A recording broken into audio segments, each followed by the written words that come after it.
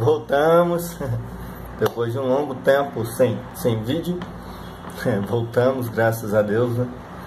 E celular novo, agora sim dá pra gravar bastante vídeo. Eu tava resolvendo alguns problemas pessoais. Então, esse vídeo vai ser mais longo, um pouquinho, porque eu vou estar trazendo algumas notícias sobre a indústria automotiva, a indústria do petróleo e gás, ou óleo e gás.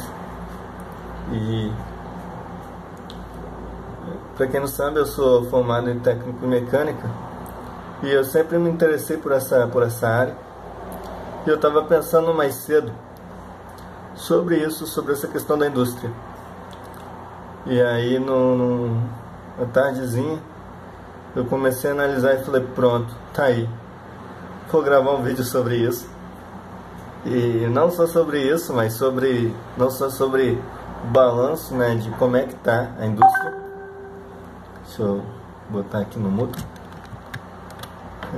Não só o balanço, né, de como que tá, mas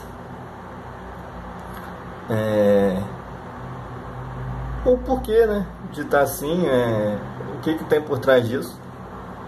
E aí no final vocês vão descobrir. Se é a primeira vez sua aqui, isso aqui eu trago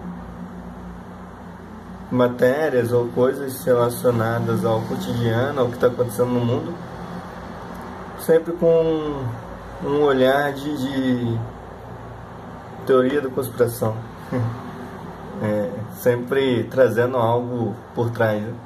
O que de fato está acontecendo por trás do mundo.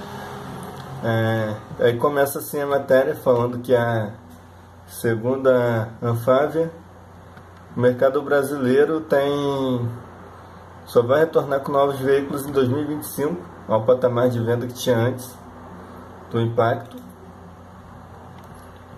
Ou seja, só em 2025 que vai começar a vender bem de novo. Aí diz assim, impacto da pandemia, que não pode dizer essa palavra, no setor automotivo no primeiro semestre do ano. Aí vem assim, para o Brasil a perspectiva de 2,03 milhões de veículos leves sejam vendidos no ano, uma redução de 23%, comparado com 2019, segundo a Finabrave. Aí, continuando aqui, vai dizer que o impacto desse problema mundial foi pior no segundo semestre do ano, com queda de 50%, se comparado com igual, né, no mesmo período do ano passado. Em abril, que foi destaque negativo, quando grande parte das indústrias teve que interromper as atividades. Apenas 1.847 veículos foram produzidos. Isso em abril, né? Em junho, a produção cresceu 129,1% em relação a maio, embora também seja negativa. O setor de caminhão foi o menos afetado, porque sabemos que o Brasil, na sua grande maioria, caminhões que fazem transporte de alimentos. A produção no semestre foi de 37,2%, menor em relação aos 6 primeiros meses de 2019. Esse foi o pior resultado desde 1957, quando a entidade começou a série histórica da pesquisa. Aí a projeção para o ano em interesse de compra. A Anfávia calcula que o setor automotivo deve encerrar 2020 com produção de 1,6 milhões de veículos. Isso representaria um volume de 45% menor do que o ano passado.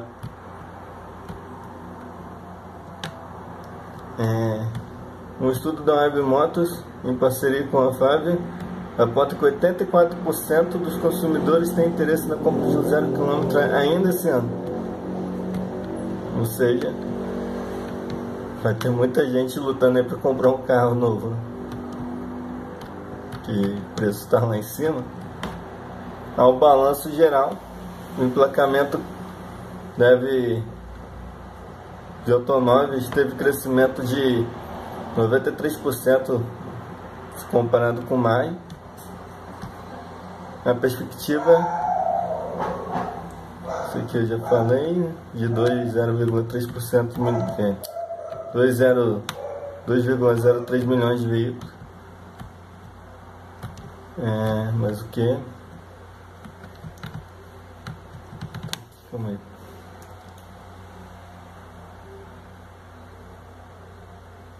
Os números indicam que o pior do impacto do problema já pode ter passado, né? Entretanto, os especialistas ainda esperam recuperação mais sustentada na economia para o segmento continuar a apresentar alta. Isso é no Brasil. Agora vamos no mundo, porque eu vou trazer os dois parâmetros, tanto no Brasil quanto no mundo, os dois segmentos que são interligados.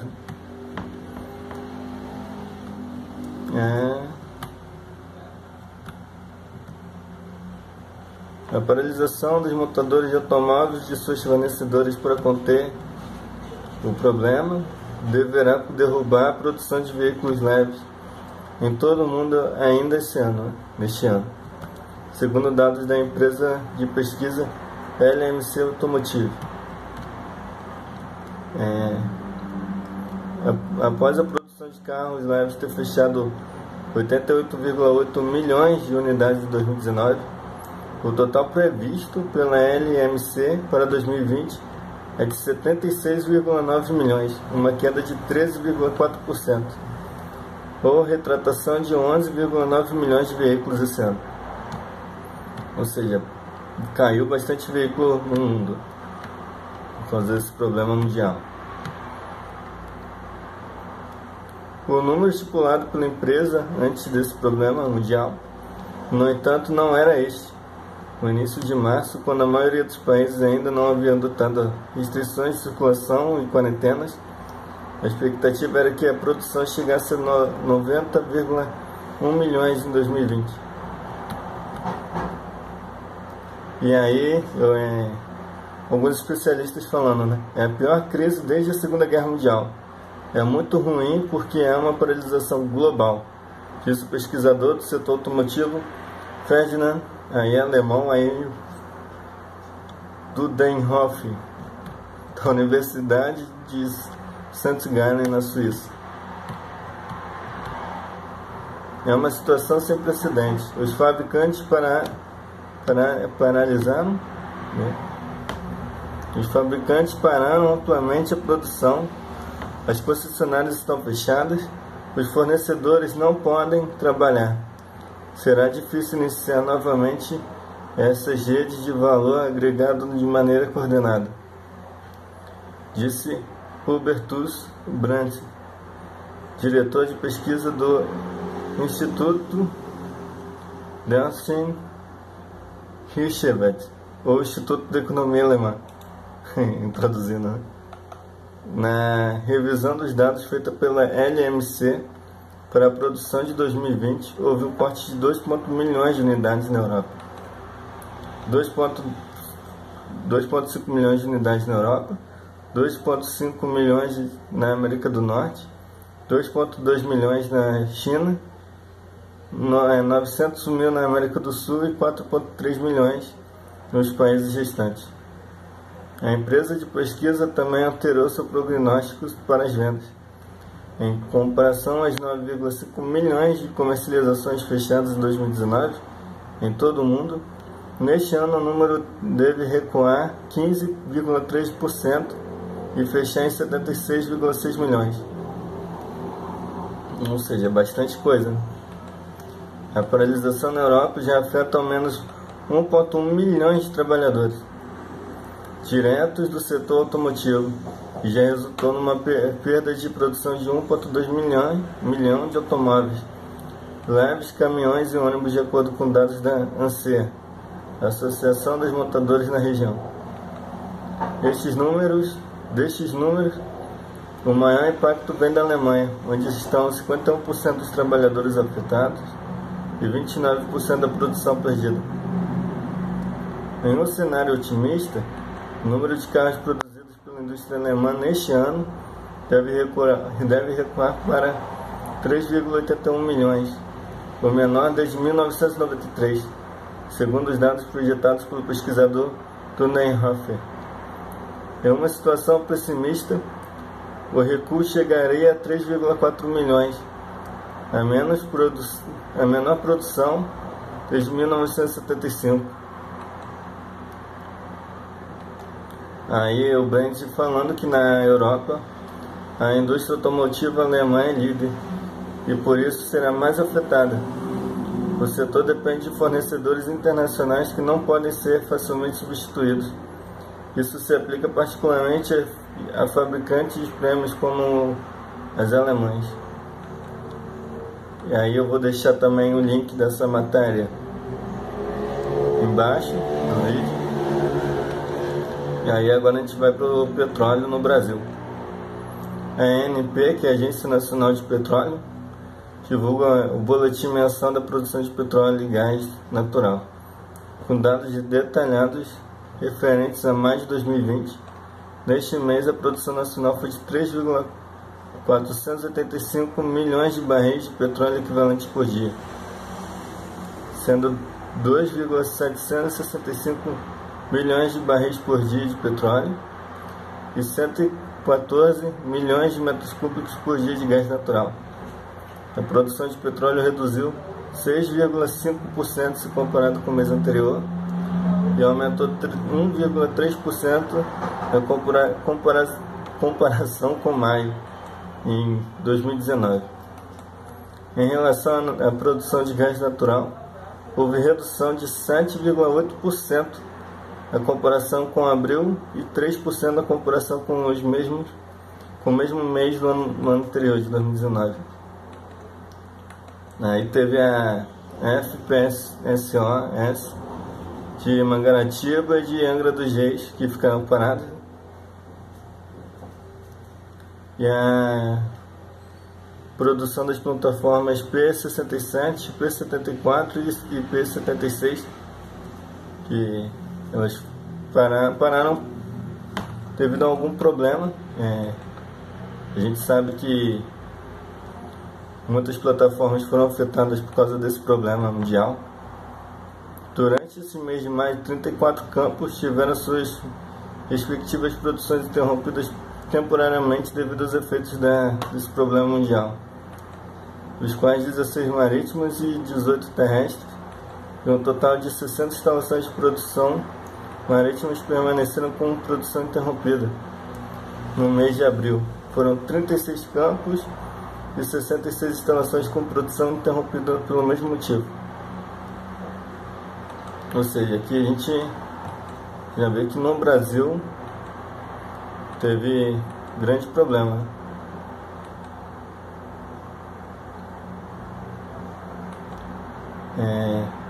Agora no mundo que a gente sabe que são os maiores produtores de petróleo.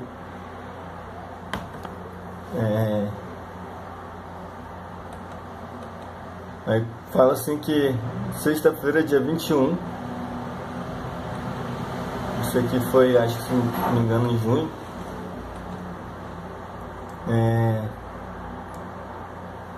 o West Texas Intermediate, o principal medidor de petróleo dos Estados Unidos, caiu 1,22% para 44,35 dólares, equivalente a R$ 249,52 por barril. Depois que um grupo de grandes produtores de petróleo disse que a recuperação da demanda após o choque com esse problema mundial está surpreendentemente lenta. Ou seja, todo mundo está sentindo esse agravo, né? Os pedidos de seguro-desemprego nos Estados Unidos aumentaram inesperadamente na semana passada. um indicador pessimista para o consumo de combustível, já que significa que milhões de estadunidenses continuam sem trabalho. A desaceleração do consumo de petróleo na China, o ressurgimento de casos desse problema mundial na Europa estão minando a recuperação da demanda da commodity. Para aumentar a pressão, ou seja, só resumindo aqui, o mundo inteiro está sentindo esse problema, principalmente nesse ramo do petróleo. E eu vou explicar para vocês depois o porquê, tá? Mas você vê que até o país vermelho lá, a China, eles também sentiram essa desaceleração na produção de petróleo. Aí, continuando aqui, para aumentar a pressão, a Organização dos Países Exportadores de Petróleo e seus aliados diminuíram o corte de recordes da produção que impuseram no início do ano para provocar uma alta nos preços.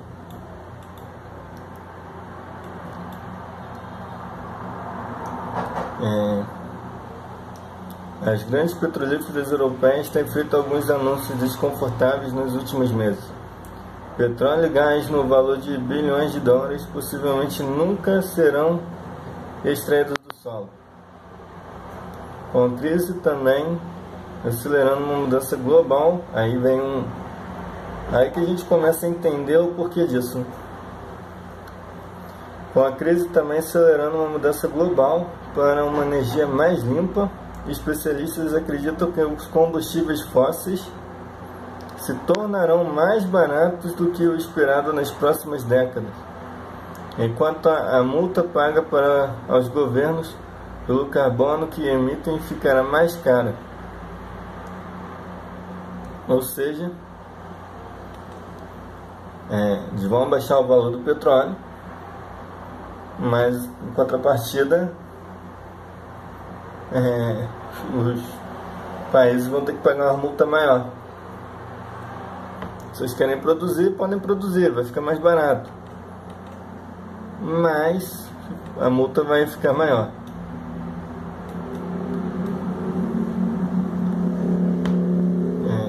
Com a crise também acelerando a mudança. Então, essas duas suposições simples significam que explorar alguns campos não faz mais sentido econômico.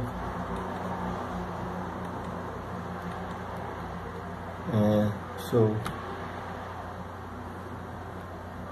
Os consultores de investimento disseram ao jornal Bloomberg que esperam que cerca de 10% dos recursos recuperáveis de petróleo no mundo, cerca de 125 bilhões de barris, se tornem obsoletos. A pressão para reduzir as emissões de carbono também pode levar as empresas a deixar as reservas de poluentes no solo.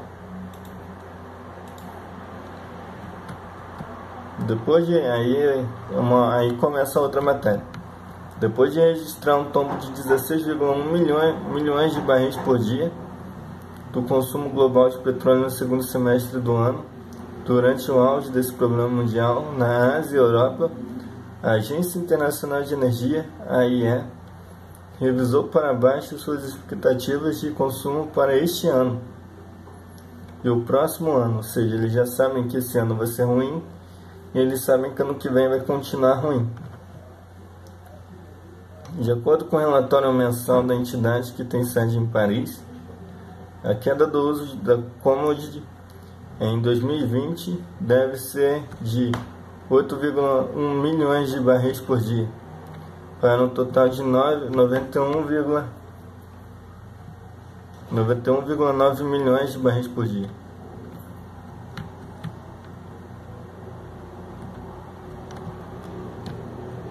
Aí explicando, neste relatório reduzimos nossa previsão de 2020 em 141 mil barris por dia, a primeira diminuição em vários meses, refletindo a paralisação mobilidade, pois os números de casos desse problema mundial permanece alto, assim como a fraqueza do setor de aviação.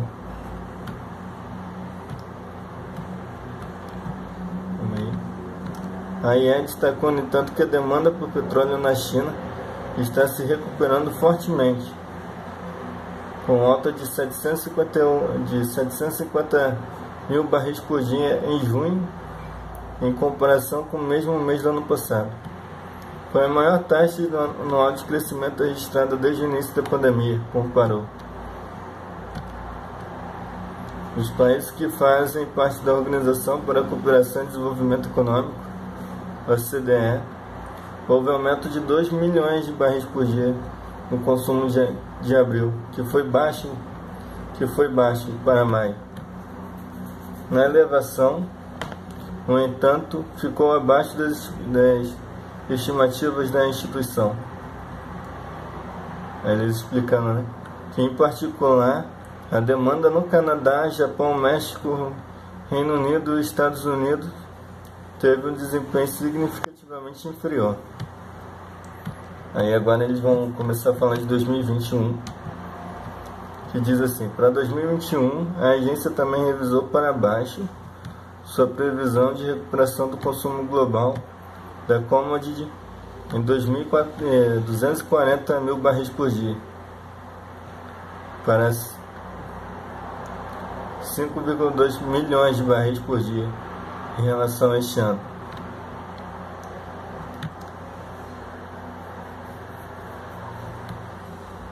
O que levaria um total de 97,1 milhões de barris por dia. Ou seja, eles aumentaram. Mais uma vez, foi a fraqueza do setor da aviação a principal responsável pela alteração. A instituição previu que em dezembro de 2021 o consumo global de petróleo ainda seja 2% inferior ao registrado no final de 2019. Aí ele explicando que esse problema mundial lançou uma longa sombra sobre a demanda de petróleo. E aí eu vou explicar para vocês o porquê desse problema mundial ter assolado principalmente o petróleo. Começa com os 17 objetivos da ONU sendo implantados, onde é o objetivo 8, o objetivo 9 e o objetivo 12. E aí está lá no site da ONU, que eu vou deixar também no link, que diz assim, é o 8.4: melhorar progressivamente até 2030 a eficácia dos recursos globais no consumo e na produção e empenhar-se para dissociar o crescimento econômico da degradação ambiental, de acordo com o plano decenal de programas sobre produção e consumo sustentáveis, com os países desenvolvidos assumindo a liderança. Ou seja, eles querem reduzir, acabar, zerar recursos sujos, né? Petróleo, gás natural. Eles querem ter energia limpa, mas colocando países que são desenvolvidos, países de primeiro mundo, como líderes nesse desenvolvimento. Aí o objetivo 9: promover a industrialização inclusiva e sustentável até 2030, aumentar significativamente a participação da indústria no setor de emprego e no PIB, de acordo com as circunstâncias nacionais, dobrar sua participação nos países menos desenvolvidos. Ou seja, eles querem deixar a indústria até mais sustentável. A gente sabe que o carvão não é tão sustentável assim. Ou seja, aqui já fala sobre a indústria 4.0. E aí se eu for falar sobre isso, a gente vai caminhar para o outro lado. Como por exemplo as G5, né? As antenas G5. Objetivo 12: até 2030 alcançar a gestão sustentável e o uso eficiente dos recursos naturais. Ou seja, todos esses 17 objetivos eles têm aí 10 anos para cumprir tudo isso. Eles querem até 2030 ter esses 17 objetivos prontos. E é por isso que o petróleo diminuiu a produção de carro também, você percebe que diminuiu, porque quando esse problema mundial passar, eles vão falar, agora acabou, o petróleo vai diminuir, não precisa mais produzir tanto petróleo, porque os carros que já foram produzidos, que recebem gasolina ou gás natural, enfim, eles já foram feitos, eles já estão sendo vendidos, agora está na hora da gente começar uma outra energia limpa.